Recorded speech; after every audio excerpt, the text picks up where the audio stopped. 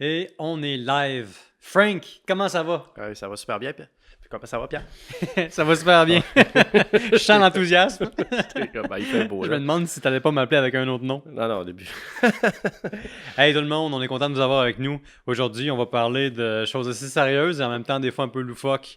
On va parler de la prohibition américaine, un phénomène complexe s'il en est. Mais d'abord, on va passer aux choses prioritaires. Mhm. Frank, qu'est-ce que tu bois? Une bonne lager, une bonne petite bière blonde d'une microbrasserie de Robertval. Robertval, ben Ouais, oui. la micro Beamer. Je vois que c'est aux couleurs de l'Ukraine. Ouais, une partie des revenus vont aller justement à une œuvre de charité pour des soutiens aux victimes de la guerre là-bas, qui se passe présentement, on s'entend. Là. Mhm. Ah, c'est parfait ça. Mhm. Puis moi, je bois une West Coast de Gallicus. C'est la première fois que je la goûte et laisse-moi te dire que c'est dangereusement peintable, ça, mon ami. Bon, ben, en tout cas, Ah, c'est à très ta fruité. santé. Ben oui, on va commencer ça en beauté.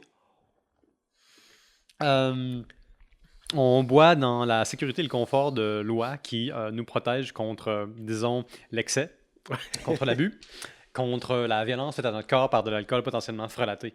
Mhm. Et là-dessus, j'ai une anecdote pour toi. Ouais, vas-y. Il faut que je te dise, récemment, je suis allé à Montmagny. Je suis allé voir de la famille que j'avais pas vue depuis une décennie, peut-être même plus.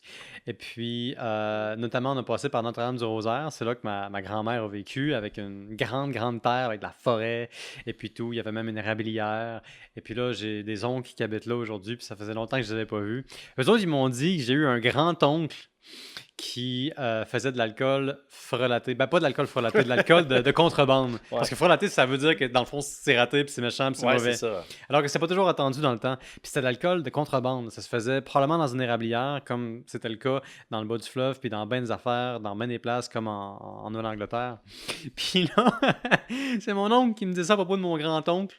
Après ça, il y a mon père qui vient me dire oh, ouais, moi, tout, moi aussi, j'ai eu un oncle là, qui faisait de l'alcool de contrebande, mais ça a mal fini pour lui. J'ai dit comment ça a mal fini? Ben, écoute, il louait une grange au lendemain de la Deuxième Guerre mondiale. Parce que les gens étaient pauvres, il manquait d'argent, et puis il n'y avait pas d'emploi dans la région. C'est dans le coin de Plessisville. OK. Donc, bas du fleuve, mais en général, un peu plus au sud-est de Montréal. Et puis c'est ça, il y a mon grand-oncle qui avait sa grange. Il a loué une partie de la grange à des gens qui en ont fait une distillerie. Fait qu'il y avait un alambic là-dedans, une machine à faire des spiritueux dans le fond. C'était très broche à foin cette histoire-là. Puis à un moment donné, la seule fois où est-ce que mon grand-oncle est allé visiter, parce qu'ils ont voulu le remercier et dire Mhm. hey, prends un coup, ben ça a explosé. Je veux dire, c'est pas drôle, là. Ça a pris feu, puis tout le monde est mort. Ouais, il n'y a pas de contrôle, là. Ouais. Parce que les alambics, ça peut faire ça une fois en C'est temps. un des gros problèmes, là, en plus, parce qu'il n'y a pas Ben vraiment oui. de contrôle, puis je veux pas... c'est le danger de distiller de l'alcool à chez soi, un peu. Puis c'est encore pourquoi, même aujourd'hui, si tu veux faire de l'alcool, des spiritueux, du fort, c'est Mhm. pas très légal encore aujourd'hui. C'est bien dur d'avoir des permis. Ouais. Une des raisons majeures, c'est à cause de ça. Mais dis-moi, est-ce que tu es capable de me mettre ça en contexte, de me dire pourquoi il y a autant de personnes qui se sont mis après la Première Guerre mondiale à faire de l'alcool maison, de prendre autant de risques? Ouf, ouais. Il faudra retourner dans l'histoire, hein, justement, Mhm. parce qu'il y a eu des mouvements un peu de base religieux à la grande base, mais que c'était des mouvements qui prônaient la tempérance. Mhm. Puis beaucoup parmi ces mouvements-là, c'était des femmes hein, qui étaient à la tête, puis qui militaient justement contre les abus de l'alcool dans la société. Parce qu'au 19e siècle, l'alcoolisme était un fléau. Puis quand je dis un fléau, c'était vraiment noté et remarqué par les pouvoirs politiques, sociaux, même économiques. Il y avait des problèmes qui étaient reliés à ça. Parce que c'est à partir de ce moment-là qu'on avait commencé à distiller de l'alcool. Fait que là, c'était plus Mhm. juste des bières pour la consommation de masse. Le monde découvrait la joie de boire du whisky, du gin. C'est l'explosion des alcools distillés. Ça devient Ah, démocratique pour la première fois. ouais, à un point tel que beaucoup de gens s'enivrent, mais ils oublient Ouais. de travailler. Il y a de la violence conjugale, il y a des problèmes, tu sais, des pères absents qui sont jamais à la Ouais. maison, mais ils dépensent tout leur argent dans l'alcool Ouais. ou puis dans les jeux et dans la prostitution. Bref, c'est endémique. Mais ça me fait penser, il y a une Mm. chose qu'on peut ajouter là-dessus pour donner vraiment le portrait d'à quel point la situation était particulièrement lugubre. Les bars, dans le temps, C'est pas les bars comme toi et moi on connaît dans lesquels on fait un 5 Non, à 7. vraiment pas. C'est des saloons qui sont Mhm. à la fois des bordels, des lieux d'affaires et des casinos. Et surtout, il n'y a à peu près pas d'heure de fermeture. Non, il n'y en a pas, Il vraiment. n'y a pas de concept d'heure d'ouverture parce qu'ils sont pas fermés. Fait que Mhm. c'est ouvert à 6 heures du matin. Les Ouais. femmes vont chercher leurs maris qui sont à moitié morts et presque complètement vidés de leurs épargnes. Oui, oui. Puis, justement, puis pour donner une mise en contexte, tu sais, le mouvement de la tempérance, ça, Mhm. ça apparaît directement dans l'époque des premiers salons, c'est-à-dire vers 1824. Mhm. Après arrive le mouvement un peu, c'était. Il faut le voir aussi comme pas juste ancré aux États-Unis, hein, OK? Parce que souvent, la prohibition, quand ça va passer aux États-Unis, on pense que c'est rien qu'eux autres, mais il y a beaucoup de mouvements de tempérance un peu partout dans le monde. Il va C'est en avoir ça, au ouais. Canada, il va en avoir en Europe, même en Nouvelle-Zélande. Fait que c'est un phénomène qui est plus global qu'on pourrait le penser, puis c'est pas un problème isolé. Mhm. Ça va être à partir de 1874 environ que d'autres mouvements comme le Women's Christian Temperance Union et l'Antin Saloon League, qu'eux autres, ces deux mouvements-là, ils vont réussir à prendre beaucoup d'ampleur aux États-Unis en faisant des grosses levées de fonds. Même, donner un exemple, parmi les personnes qui donnaient de l'argent à ces mouvements-là de tempérance, il y avait l'industriel Henry Ford puis John D. Rockefeller. On les connaît, ces gens-là? C'est des gens assez importants et influents dans la société américaine au niveau économique hein, et Mhm. politique. Puis ces mouvements-là ont réussi à faire une pression notable que les autorités américaines ont décidé de faire passer le 18e amendement qu'à partir de 1919, l'alcool allait être interdit d'être circulé, vendu, distribué sur le sol américain. Donc, on interdit la production d'alcool, Mhm. de même que sa vente et, si je comprends bien aussi, son transport. Oui, tout ce qui est importation, tout ce qui est Mhm. relié à ça.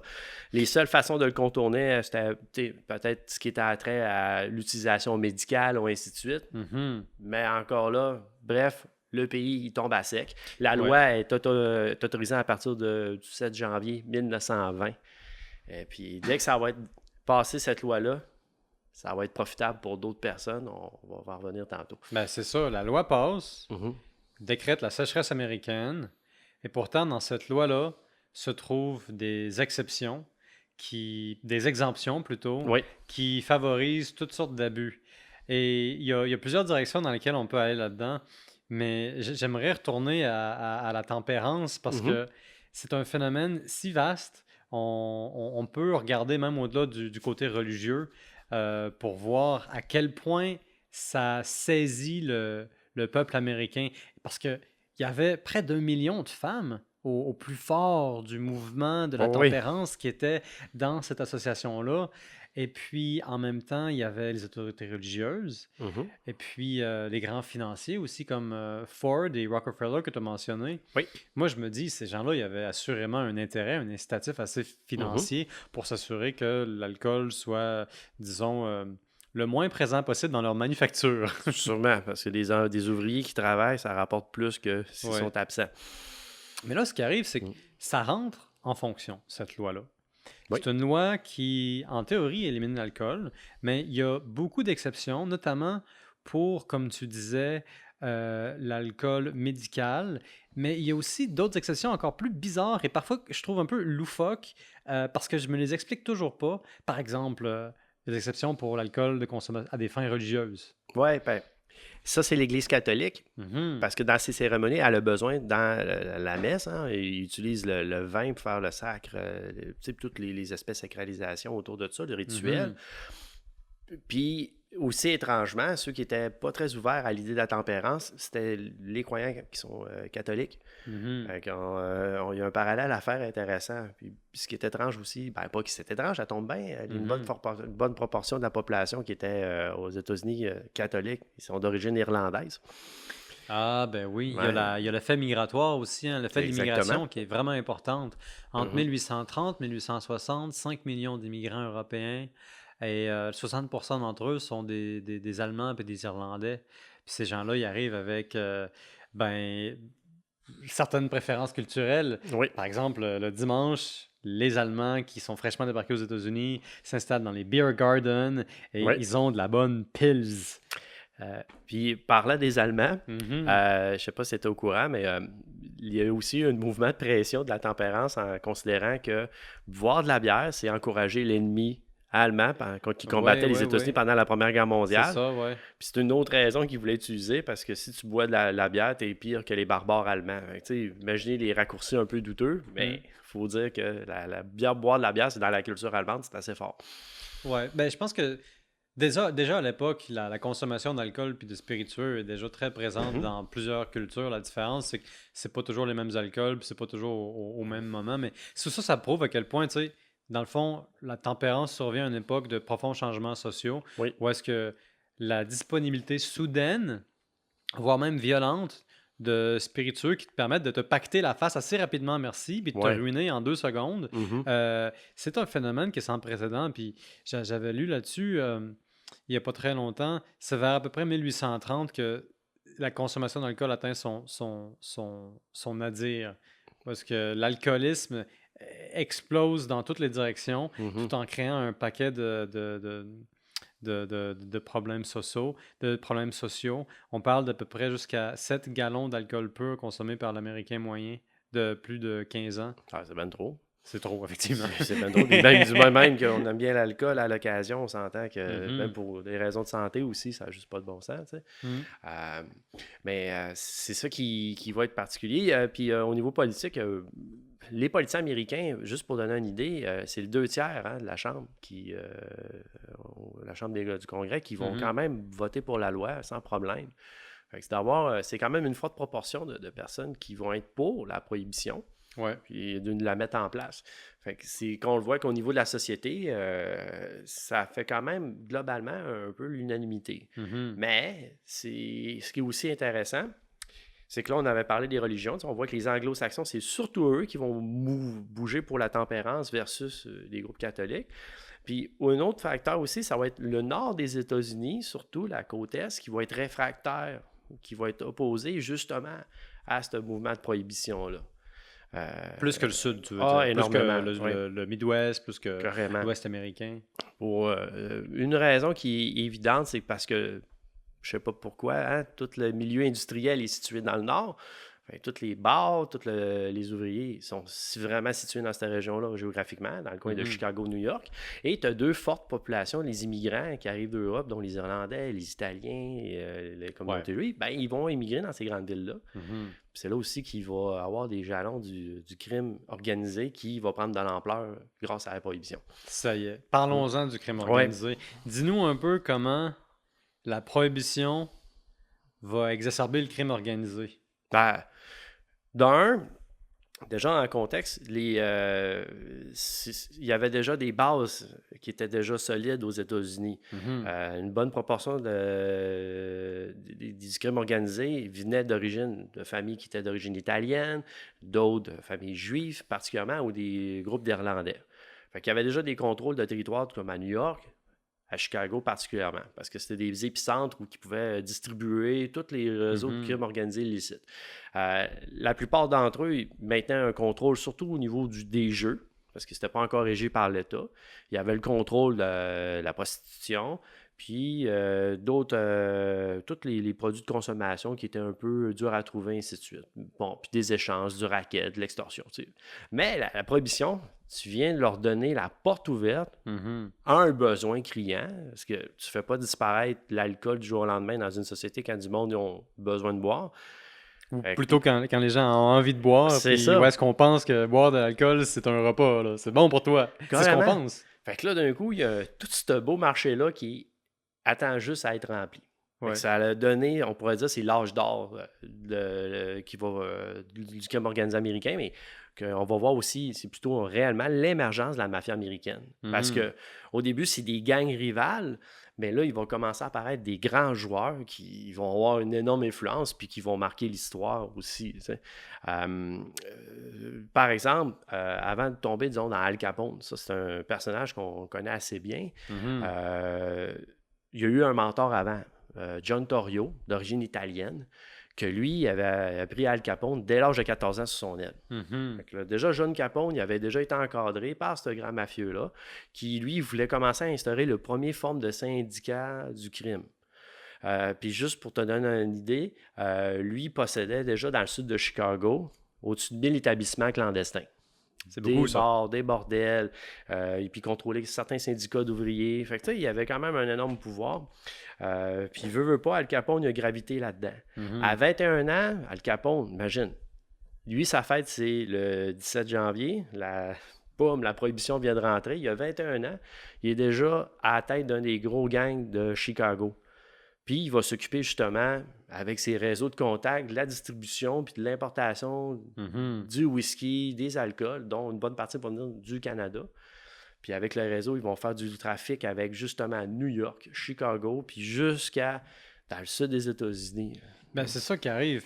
Avec l'interdiction de manufacturer, de vendre et de transporter de l'alcool aux États-Unis, ben, le faire localement, c'est possible, mais c'est illégal. Ouais. Donc, il y a deux sources d'approvisionnement. En tout cas, deux grandes sources qui sont plus immédiatement accessibles. Il y a le Canada, la frontière est énorme. Oui. Et puis, il y a les Antilles, plus particulièrement. Oui. Je devrais peut-être pas dire les Antilles, je pense que c'est plutôt les Caraïbes. Les Caraïbes. C'est ça, Cuba. Qui est à côté, justement.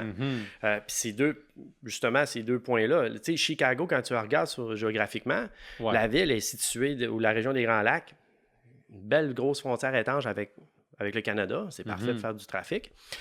Puis comme on vient de parler de Cuba, Cuba, on va le voir plus tard, il y a le régime de Batista, il va bien s'entendre avec justement cet argent-là qui va provenir des États-Unis pour construire des casinos puis faire du trafic d'alcool aussi. Ben oui, du rhum. parce que pour le régime de Batista à Cuba, ça fait du tourisme, ça fait des revenus. Oui.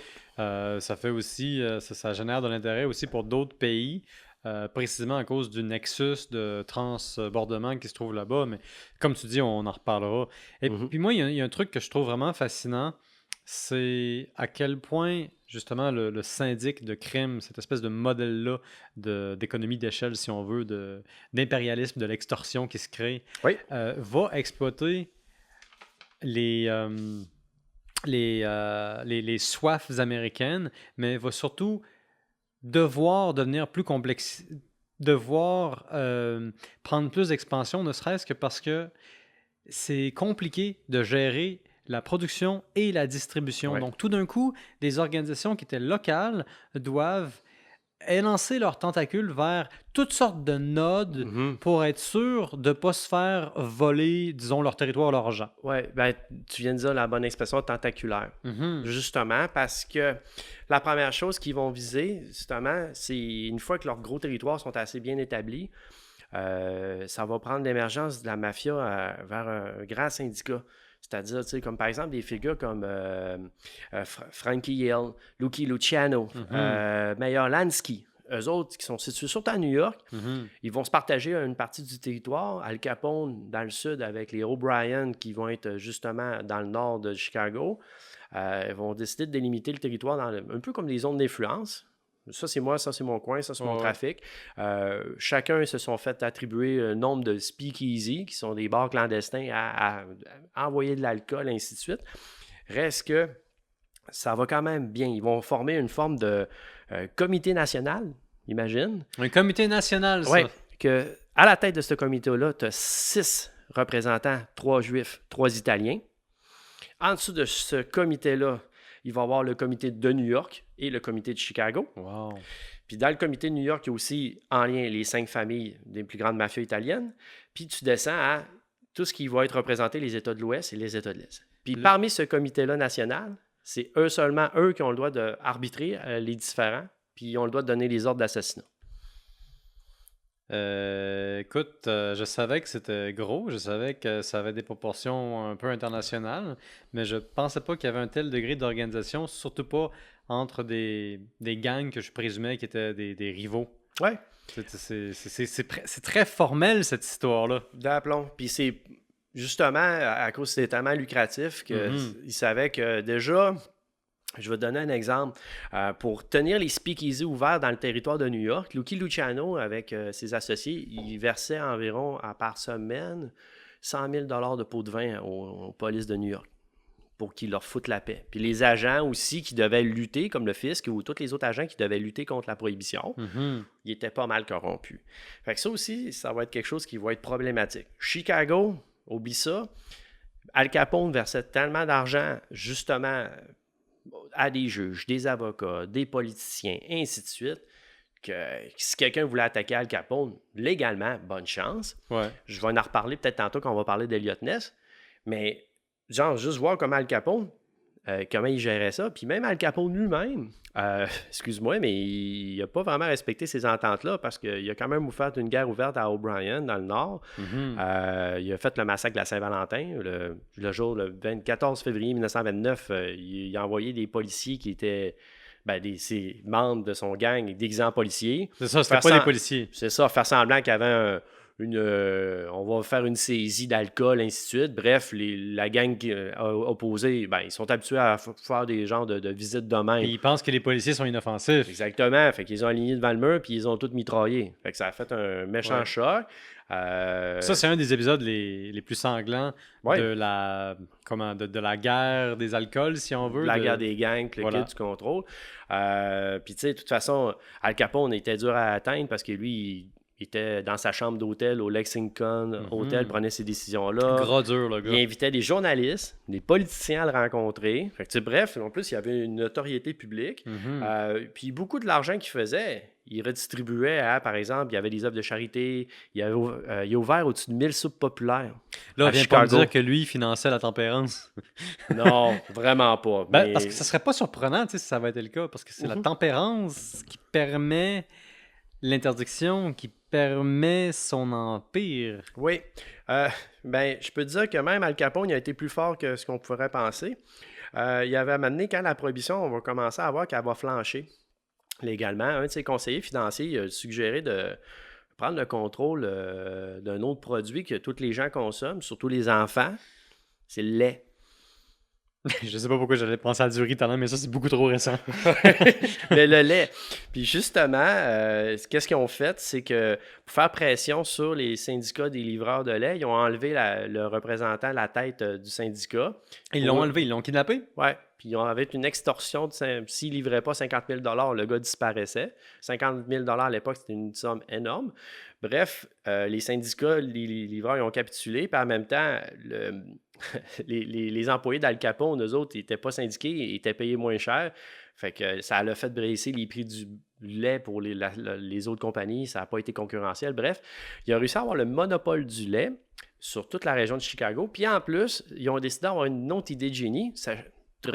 Ils ont décidé de mettre une date d'expiration sur le lait parce que ça forçait les gens à en consommer plus rapidement. Non. Dis-moi pas que... Non. Attends, Frank Matt, ne me dis pas que l'idée d'expiration d'un produit laitier nous vient de Al Capone. Genre. Voyons donc. Je n'en reviens pas. C'est là j'ai fait, regarde, hein, ça prend juste des criminels pour passer à ça. Oh, mais attends, ça m'inspire, on dirait tout d'un coup, parce que ça me rappelle d'autres lectures. Le cocktail, ça fait un petit moment là, qu'on mélange des alcools durs avec d'autres choses pour fin gustative. Comme un Manhattan. Comme un Manhattan, comme un... je sais pas, j'avais des idées en tête, mais ils me reviennent pas. Un daiquiri, c'est un type de cocktail à Cuba. Je sais pas pourquoi je me souviens de celui-là en particulier. Ouais. Le mojito, voilà, une autre invention cubaine. Il y avait des cocktails. On faisait ça de temps en temps. C'était vu comme étant un petit peu plus rare puis précieux, si on veut. Mais la prohibition a entériné la pratique du cocktail, l'a démocratisé, l'a rendu beaucoup plus accessible. Pourquoi? Parce qu'il y a beaucoup d'alcool qui était vendu, qui était en réalité frelaté, ou qui goûtait pas bon. Non, vraiment pas. C'était même on mélangeait, c'est ça, on diluait ça. Il y avait beaucoup de produits, justement, qu'on appelait en anglais le moonshine, hein, des alcools de contrebande. Il y avait tellement un taux élevé d'éthanol, ça rendait les gens aveugles, d'autres avec des problèmes cérébrovasculaires. Puis c'est vraiment noté. D'autres affaires aussi, c'est que certains, ils dérivaient des produits médicaux qui étaient pour la population à des fins médicales. Ils détournaient ces produits-là pour les transformer en alcool aussi. Puis ça a causé des mortalités effarantes. Puis à un moment donné, c'était ça aussi le problème. Là. Fait que, il n'y avait pas de suivi tant que ça. Puis c'est pas vraiment les mafieux qui allaient commencer à s'intéresser, à se dire « Ah, maudit, faudrait que je pense à mes consommateurs. » Il n'y avait pas de contrôle de la qualité. Parce qu'il ne pouvait pas avoir de contrôle sur une chose qui était interdite, donc qui n'était pas visible aux yeux de l'État. C'est ça. Mais ce qui est le plus sidérant pour moi, c'est que on continue à produire de l'alcool en quantité industrielle Mhm. pour l'industrie. Et comme on savait pertinemment que des gens allaient essayer d'utiliser cet alcool-là à des fins de consommation, eh bien, on mettait délibérément des produits toxiques. Mhm. Ben, pas juste toxiques, mais surtout fort désagréables à l'usage pour que ça puisse pas être bu. Alors, qu'est-ce que les mafieux ou les membres du crime organisé faisaient? Ils engageaient des chimistes pour aller détoxifier ces alcools-là Mhm. avec des résultats variables. Ouais. C'est-à-dire qu'il n'y avait pas un incitatif réel là, à avoir le plus meilleur alcool au monde. De toute façon, c'est pas comme s'il y avait un inspecteur légalement payé qui allait venir et dire Monsieur, votre vodka pourrait tuer quelqu'un. Ouais, puis de toute façon, même si il y aurait un agent fédéral, il rentre, là, il y avait une bonne chance qu'il y avait une enveloppe brune avec un gros pot de vin pour qu'il ferme ses yeux. Mais ça, c'est un point important parce que Mhm. c'est un aspect qu'on a abordé, mais pas directement jusqu'à date. C'est l'aspect de la corruption. Oui. C'est l'impact qu'a eu la prohibition américaine, malgré toutes ses bonnes intentions, puis ses résultats formellement bons, comme une diminution d'incarcération pour ébriété, par exemple, une diminution de plusieurs maladies liées avec l'alcoolisme. Mhm. Ça, c'est arrivé. Mais malgré tout, euh, ça a affecté la société américaine, puis ça l'a ébranlé. Ouais. Ouais. Il n'y a pas eu rien que du mauvais. Tu sais, on parle de la corruption. Ben, oui, c'est ça. OK, on ne se cachera pas. Tu sais, le 21 Club, qui est un des clubs privés les plus populaires dans les bars clandestins de New York. Ben, même le maire de New York, Jimmy Walker, il le fréquentait. Tu sais, puis il y avait beaucoup de politiciens, ainsi de suite. Mhm. Sauf que des speakeasy, il y avait une forme de nivellement des classes sociales. Hein. Je veux dire, parce que ces endroits-là, il y avait autant des politiciens, des policiers qui se rendaient, il y avait mais qu'il y avait aussi des personnes du monde du spectacle, des ouvriers et des gangsters qui fréquentaient ces lieux-là. Fait qu'il y a comme une forme de cohésion sociale. Puis beaucoup de femmes aussi, parce qu'ils pouvaient être libres, danser, s'exprimer. Beaucoup des grands groupes jazz aussi sont apparus dans cette période-là parce que justement, le Cotton Club, par exemple, qui est un des clubs les plus prestigieux, le pire, dans le milieu underground, c'était un milieu que c'était beaucoup des grands musiciens noirs qui ont pu émerger là-dedans. Puis il faut dire aussi, puis tant qu'à donner au moins des fleurs à Al Capone, on peut dire qu'il détestait, il n'était pas raciste, puis il détestait l'antisémitisme. Parce qu'un de ses anciens personnes qui l'a épaulé, son mentor, il était d'origine juive. Puis justement, je vais donner une anecdote. En 1926, quand quelqu'un il a dit que son boss était un sale juif, il l'a descendu de 6 balles. Wow! Une chance que c'était pas Hitler, hein? Écoute, il n'y a rien de plus inspirant qu'un patron de la mafia inclusif et qui favorise la diversité. Faut dire, tu sais, OK, c'est pas un enfant de cœur, mais sur d'autres côtés, je peux... OK, c'est moins... ça me dérange pas dans ce contexte historique. Toi puis moi, on en a déjà parlé dans le passé. Même les plus grands salauds de l'histoire ont un petit côté humain une fois de temps en temps. Oui. À force de faire nos émissions, je pense qu'on trouve des moments attendrissants de certains personnages, ça devient troublant. Mais oui, parce que toi et moi, on a vu un Staline visiblement sous en compagnie d'un Churchill qui, pour une fois, était obligé de siroter son vin parce qu'il était un petit peu dépassé par son niveau d'alcool. Oui, carrément. Mais en tout cas, justement, pour revenir des speakeasy, puis il fait que penser... pour les policiers, c'est de fermer les speakeasy. Il y en avait 32 000 juste pour la ville de New York, 20 000 pour la ville de Chicago. Ça, c'est peut-être la plus grande ironie de l'histoire par rapport à la prohibition, c'est que selon certaines sources, selon certaines méthodes de calcul pour déterminer qu'est-ce qui est un débit d'alcool puis qu'est-ce qui n'en est pas un, il y a certains auteurs qui avancent de façon crédible l'idée que durant la prohibition, il y avait plus de place parce que tu pouvais acheter de l'alcool qu'avant. Oui. Dans certaines villes, en particulier à New York. Ça a même explosé à un point que c'était plus facile de boire d'alcool pendant la prohibition qu'avant. C'est fou, pareil. Oui, puis même, tu peux avoir des cartes de membres pour joindre des speakeasy. Fait que tu t'abonnais, puis tu avais accès à différents speakeasy. Fait que, tu sais, même, quand tu penses à faire des services de cartes, c'est quand même montrer encore plus ouvertement que c'était plus su qu'on pensait. Il y avait le côté caché, oui, mais bon...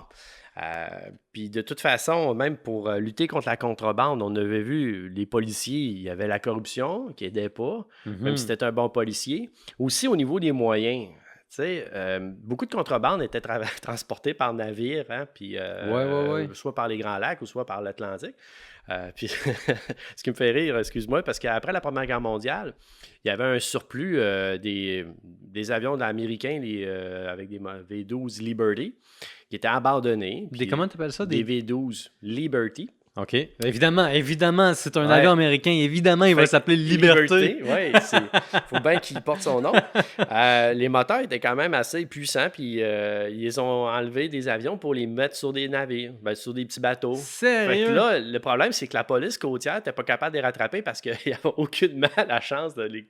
Ouais. Fait que tu voyais les bateaux avec les V12, puis les policiers n'étaient pas capables de les rattraper. Ils se faisaient rire Tu dans veux leur dire la face. garde côtière. La garde là. côtière. Les différentes mafias de la côte est Ouais. des États-Unis avaient des meilleurs bateaux que celles de la garde côtière. Oui, puis même encore sur des bateaux, la mafia a construit des bars casinos, des bordels flottants, Mhm. comme dans l'Atlantique ou même au bord de Cuba, pour que Parce les que gens. pourquoi pas? Tu pouvais te rendre à bateau puis aller, Ouais. aller faire ce que tu avais besoin de faire. Fait que, tu sais, Mhm. imagine, quand tu y penses, comment il a tout été ingénieux pour le faire. Puis même quand le gouvernement américain a reporté la prohibition des côtes américaines à 31, je dirais, en anglais on dit miles, mais en kilomètres, c'est à peu près, mettons, 60. Je pense que c'est 1,6 km. disons. Je devrais le savoir parce que mon père me parle toujours de 1000. Ouais, désolé pour mon esprit de conversion, mais disons, mettons 70 km pour donner Ouais. un chiffre approximatif. Ouais. Des côtes, ils ont tout quand même inventé des booze cruises, ce qu'ils appellent, des croisières d'alcool, que le monde pouvait embarquer dans les navires, puis dès qu'ils passaient la ligne, ils pouvaient se saouler la face, le kit, débarquer à Cuba pour jouer dans les nombreux casinos qui ont été construits pour ces occasions-là, ces hôtels de luxe-là. Il y avait fait qu'il y a eu un réseau, en plus, qui s'est créé pour de genre de tourisme, d'alcool. Puis le pire, c'était quand même démocratique parce que tu n'avais pas besoin de temps d'avoir d'argent pour embarquer dans la chose. Parce qu'ils savaient que plus que tu consommais, plus tu dépensais. Ouais, puis Ça leur ruinait du monde, c'est une évidemment. autre ironie parce que l'idée de lutter contre une forme d'exploitation était au centre de la tempérance. Ouais. Et c'est ce que je trouve qui est le plus triste parce que il y avait des idées qui dominaient la tempérance qui étaient absolument justifiables, très bonnes, Oui. par rapport à une époque qui est très différente de la nôtre où il n'y a pas de réglementation pour protéger les gens contre les effets nocifs de l'alcool. Mhm. Et le barman n'est pas ton ami. C'est-à-dire que son objectif, c'est pas que tu passes un bon 5 à 7 avec tes chums. C'est que tu dépenses chaque sou que tu as. Et tant pis, après moi la tempête. Et si tu perds tout ton argent, il n'y a personne qui s'occupe de toi. C'est une époque d'alcoolisme effréné. Mhm. Les femmes, c'est les premières victimes. Ils n'ont pas de façon de s'exprimer. Elles n'ont pas le droit de vote. Et quel chaos, quelle folie. Mais alors là, tu enlèves la visibilité, donc la possibilité du contrôle sur l'alcool. Tu crées un alcool frelaté presque par excellence. Mhm. Qu'est-ce qui se passe? Ce sont des mafiosos qui embarquent sur le train et s'en vont t'offrir à toi, à tes amis, à tes cousins, à ta femme même, de l'alcool potentiellement frelaté qui finalement peut quand même te ruiner. Oui. Puis il y a aussi, en l'envers de la médaille, la puissance que ça leur a donnée, hein, avec le contrôle de la police, des fois, des milieux, même des syndicats, parce que les milieux ouvriers, ils se sont infiltrés un peu partout. Parce que, par exemple, Al Capone, la moitié de ses affaires étaient légales. Puis quand ils ont dépêché Elliot Ness, Oui, tu as dit que tu allais en Oui. reparler plus tard. Est-ce que tu peux nous rappeler c'est qui? Elliot Ness est un agent du FBI qui a été mandaté de justement lutter contre la corruption à Chicago puis d'essayer d'incriminer Al Capone. Fait que ils ont fait un film avec Kevin Costner puis Sean Connery, Les Incorruptibles, qui est super bon, avec Robert De Niro qui fait Al Capone. C'est basé sur un roman, bref, il y a des tournures historiques un peu douteuses, mais reste qu'en soi, ça représente bien l'esprit de la prohibition dans ces années-là. Puis pour en revenir à notre Elliot Ness, concrètement, ils ont réussi à coffrer Capone, mais pas parce que pour preuve pour les crimes, pas preuve pour l'illégalité, c'est juste parce qu'il a fait de l'évasion fiscale. Il n'avait pas déclaré ses impôts. Puis- Écoute, il faut que je te dise. Mhm. As-tu écouté l'émission américaine Breaking Bad? Oui. Il y a un moment où est-ce que Jesse Pinkman, qui fait de la crystal meth avec Walter White, Ouais. rencontre un avocat un peu véreux qui s'appelle Better Call Saul, qui s'appelle Mhm. Saul Goodman. Et puis, Saul Goodman dit à Jesse, pour le convaincre de mettre son argent avec lui, sais-tu qu'est-ce que le fisc américain considère qui est le pire? C'est pas un criminel, c'est quelqu'un qui fait de l'évasion fiscale. Mhm. La pire chose que tu peux faire pour les autorités américaines, c'est pas un crime, c'est l'évasion fiscale. Oui, ils l'ont coffré pour ça. Wow. Puis imagine, tu sais, puis juste pour dire la fortune du gars, comment elle était colossale, Al Capone, de 1924 à 1929, sa fortune a été évaluée à $1 milliard et 38 654 000 Ça, c'est en US. 1949? En fait, non, de 1924 à 1929. On parle de. C'était déjà un milliardaire. Puis, fait que aujourd'hui, en quantité de richesse, ça serait le Jeff Bezos de l'époque. À peu près, je fais une exagération grossière, mais un peu, ça donne l'idée comme le gars, comme quoi qu'il y avait ben d'argent. Il serait dans le top 100 ou dans le top 500? Justement. Comment c'était un gros poids. Fait qu'ils l'ont réussi à le faire emprisonner pour fraude fiscale. Il était en prison dans des conditions quand même correctes, jusqu'à temps qu'ils l'ont transféré à Alcatraz. Mais de là, il y a eu des problèmes de santé au niveau la syphilis qu'il y avait. Hein? Puis en 1939... Il a pogné la syphilis. Pas en Et- prison, et il ça- l'avait avant. Ça s'est rendu jusqu'à son cerveau. Là. C'est Il y ça. avait, il y a des gens qui l'ont décrit comme ayant, dans le fond, les capacités cognitives d'un enfant de 12 ans là, sur sa fin. Ouais, ben Mais c'est il a ça. été relâché, hein, puis c'est sa femme qui s'occupait de lui. 1939. OK. Puis il est mort en Floride, dans sa petite villa en 1949. Il était plus loin, il était l'ombre de lui-même hein, à la fin de sa vie, on s'entend. Mais ça, c'est quand même la fin d'un des plus grands gangsters. Il est quand même pas mort, descendu ou ainsi de suite, mais il s'est fait avoir par ailleurs. Puis sinon, ben, la prohibition, elle va prendre fin en 1933 hein, sous Roosevelt, le Frank Delano Roosevelt qui va l'abroger parce que veut pas, hein, la prohibition arrive dans le pire moment. Quand la crise économique de 1929 abat son plein fouet, il y a des millions de chômeurs. Puis le gouvernement américain, pour avancer des projets, justement, comme le New Deal, et ainsi de suite, de reconstruction d'infrastructures, tout le kit, ben, ça prend de l'argent. Puis juste donner un exemple, l'alcool en revenu pour l'État américain, c'était 500 millions de dollars par année de moins dans les coffres de l'État, dans les années 20, à peu près, facilement. Ben, si tu me permets, ça me rappelle le début même de la prohibition. En 1903, il se passe quelque chose de très important aux États-Unis, mais dont on parle très peu. C'est l'introduction d'une taxe sur le capital, une taxe sur les salaires. Pas sur le capital, pardon, c'est vraiment sur les salaires. Dès que ça arrive, les gens de la tempérance se réunissent et se disent l'État a trouvé un substitut pour faire rentrer de l'argent à la taxe d'assises sur la production d'alcool. Donc, on a une chance d'éliminer l'alcool pour de vrai, parce que dans le temps, on savait, parce que c'était avéré, que l'alcool représentait au moins 40% des revenus du budget américain. Donc, en 1903, quand il y a une nouvelle taxe qui est créée pour récolter de l'argent sur les salaires, tout d'un coup, les gens de la tempérance peuvent dire on a vraiment une chance là, d'éliminer l'alcool pour de bon, c'est-à-dire de protéger les gens contre l'abus corporatiste, parce que c'est aussi comme ça qu'on pensait. Et puis, encore une fois, c'est l'argent qui va faire, disons, peut-être un peu pencher la balance. Je dirais pas que c'est le seul facteur. Ben, ça avait quand même été difficile à passer pour Roosevelt. Non, veut pas. Il y avait quand même... Le mouvement de la tempérance n'a pas tant décliné. Il a dû faire un compromis, c'est-à-dire de taxer les produits d'alcool plus sévèrement. Mais ça a fait en sorte que les produits qui étaient taxés par l'État, les étiquettes, la mafia les contournait encore en vendant leurs produits moins chers sur le marché noir. Fait que ça a été beaucoup plus long avant de mettre la hache définitivement sur ces groupes-là de criminels organisés. Donc, il serait juste de dire qu'avec l'abolition de la prohibition, les gains faramineux de la mafia américaine ont été préservés, voire même pendant un moment consolidés. Oui, ça les a aidés plus tard à financer les premiers gros casinos dans le Nevada, à Las Vegas, à financer les hôtels de luxe, puis les croisières de luxe, puis les hôtels à Cuba, puis dans d'autres pays des Antilles. Eux autres, ils ont fait beaucoup d'évasion fiscale. Bref, essayer de les mettre dans les coffrets, en plus, ces personnes-là, comme on a vu Al Capone, même pour tous les crimes qui ont pu être commis, qu'on pouvait le savoir, c'était associé à son groupe criminel, de le diriger à lui, bonne chance. Fait que ça, c'est pas évident.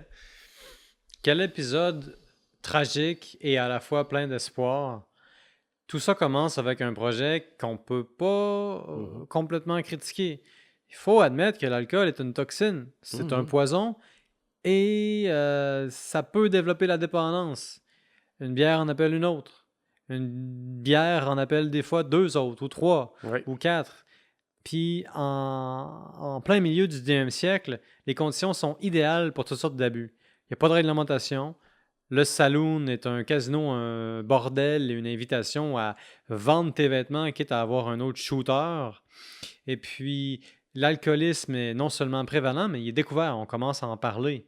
Et puis, ça crée toutes sortes d'abus. Mhm. Et puis là, arrive ce projet-là, souvent mis de l'avant par des espèces de philanthropes, souvent mis de l'avant d'ailleurs par les abolitionnistes, c'est-à-dire les gens qui luttent contre l'esclavage, souvent mis de l'avant et par des gens qui veulent miser sur le droit des femmes. Mhm. Les idées sont bonnes. Certaines des implications, des conséquences vont être extrêmement bonnes, comme une amélioration, grosso modo, de l'espérance de vie aux Ouais. États-Unis. Mais en même temps, tout le cafouillage qui vient avec l'application de la loi, les impasses, les entourloupes, Mhm.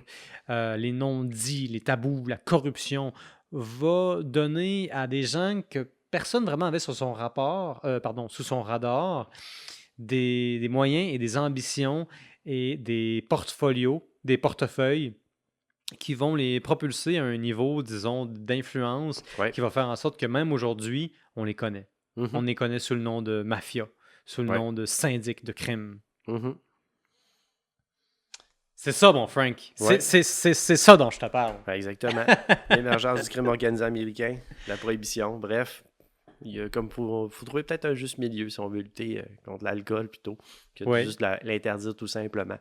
Comme le dit notre biérologue national, Mario Dair, buvez moins, buvez mieux.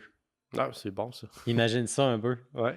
Je veux dire, en acceptant les limites de notre intervention humaine, Mhm. mais en même temps notre responsabilité sociale, parce qu'on fait partie d'une communauté, il y a quelque chose de noble à essayer de se limiter de façon réaliste. Ouais.